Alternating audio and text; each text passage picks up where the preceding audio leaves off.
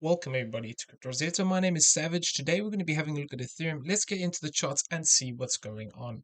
Okay, so what we were talking about previously is still the potential that we could see a bullish move still alive here. We would have to treat this as a diagonal to the upside here, and then looking for this wave too. So we're talking about this as long as we hold this 1770 range, potentially we could see this move develop as either a 1-2 and a bigger third wave to the upside if we've got to move towards this 2720, or a ABC if we got a simple move up towards this 2347 area. So those are the two things we're looking out for here, still on this bullish potential.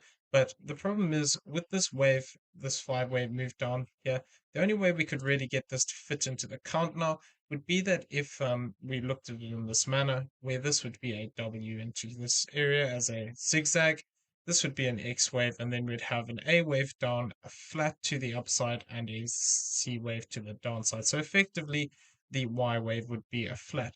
We did come down towards that zone of that 1780. We didn't quite hit it, but this was the zone we were talking about previously as a potential target. So now what I want to see here is this move break back above these highs if this is the case. So if we want to argue bullish potential here, we need to get back above this 1964 area. For as long as we stay below this, we have a potential 5 wave move to the downside, which could look to extend out.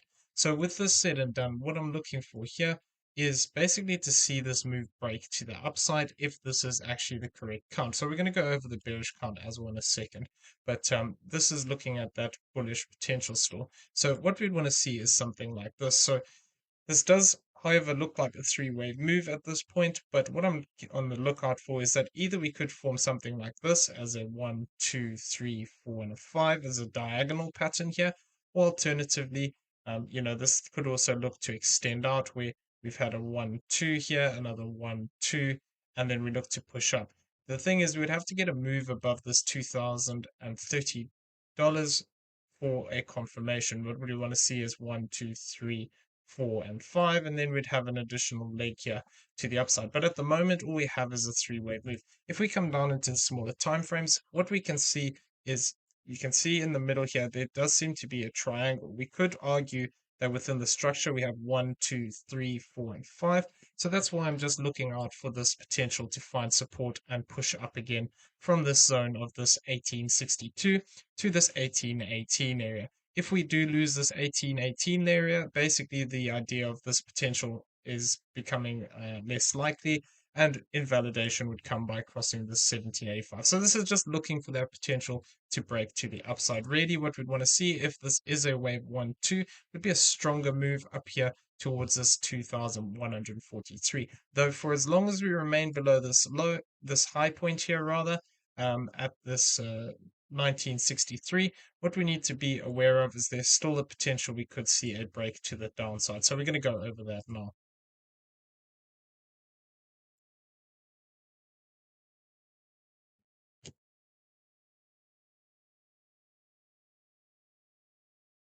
So what we were talking about previously was the potential we could have a 5 wave move into this low here. And what we were talking about is coming up for a B wave and looking for this C wave to the downside as a possibility. So 1-to-1 of that would actually be here towards a 1675. So I'm just keeping an eye on this to see if we start to get a reaction to the downside. If we do, it's possible we could see something play out as a 5 wave move if we do break down towards the 1663, because at the moment all we have is 3 wave structure to the upside. We can potentially count it as a 5 wave move, but we can also count it as a 3 wave move where we just use that subdivision of the triangle as the middle connector wave. If this is the case, what I want to see is this move starting to break down here and see something like this, where this becomes 1, 2, 1, 2, 3, 4, 5, 4, 5, and we actually look to take these lows out and look to push down deeper. So there's some areas of interest here. What I would be looking out for primarily if we do break down is this 1-to-1, which would be here at the 1764. If it does break down through that and we do move down towards the 1663, what I'll then be looking for is that potential of a 4th and a 5th wave, which could look to take us down here towards this zone of the 1627 to this 1588. Obviously, with the fact that we have a 5 wave move over here, we'd have to be cautious that we don't break down much deeper. if we broke down deeper, what I would have to look out for is a move down past this 1618. If we just start to break down below this 1517 area, then it becomes more likely that from the top end of this move, we have this as a 1, 2. This becomes a bigger third wave, fourth wave, and a fifth wave. And in which case, if we did get a move like this, it would be more likely that actually what we have here is an A wave. We're going to look for a B wave and then get a further push to the downside. So this is what we want to avoid if we are looking for that, that bullish potential. We want to stay above this low point here of this 1686 area for that to play out. If we do just get a three-wave move down here, this could actually set us up for, an additional corrective structure where this is just a wave two, and then we look to push up higher. It would invalidate that idea of this being a diagonal though, and looking at this as a 1 2 1 2, and we'd have to just be careful because this could then mean that what we've just had to the upside is either just a corrective structure, we're forming another corrective structure down, and we're going to get final push to the upside, or alternatively, this could then become a corrective structure completing that C wave, and this is starting a bigger move to the downside where we form this as an ABC for an A wave. We get a push up for a B, and then we look to break down in a bigger C wave here. It is also possible that, if we do form something like this, we could form another wave two here, and then it breaks down at a later date. So this is the danger when we start to form five wave structures to the downside. That is what we need to be on the lookout for. One thing that I am looking out for here, same with BTC, is if we only get a three-wave move down here like this, ABC, and we only come towards this 1764, potentially take these lows here again, and this low over here, what we could then see is, a move where this is actually still within the B wave. And what that could mean is that we have a bigger flat correction that is playing out here, and all of this move would be corrective. So that would look something like this, where basically we would treat this whole move to the upside as an A wave, looking for an ABC down. Like I said, that 1-to-1 would be here at the 1763, but some other potentially interesting targets would be down here towards this zone of the 1766 and this 1744, all the way down to the 1710. If we find support in this area, what we'd have to be on the lookout for is that this move here is just a three-wave move down, and what we could get is a five-wave move to the upside. So this would come down here, sweep these lows, then look to come back up here and sweep these highs. Now this would be a very tricky move. Potentially the target, if we did come down to that 1-to-1, would possibly be this 1987 area.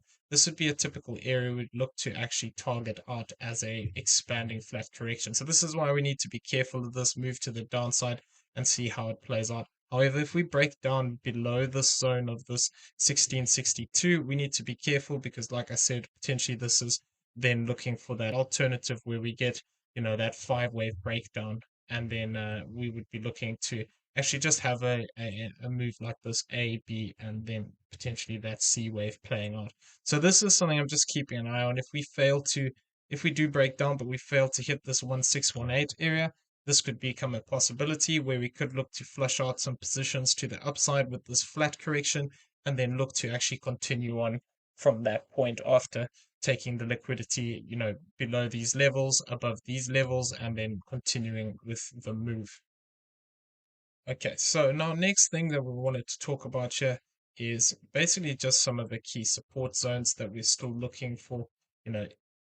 We've come down to this 0.382 already, which is sitting here at this 1805.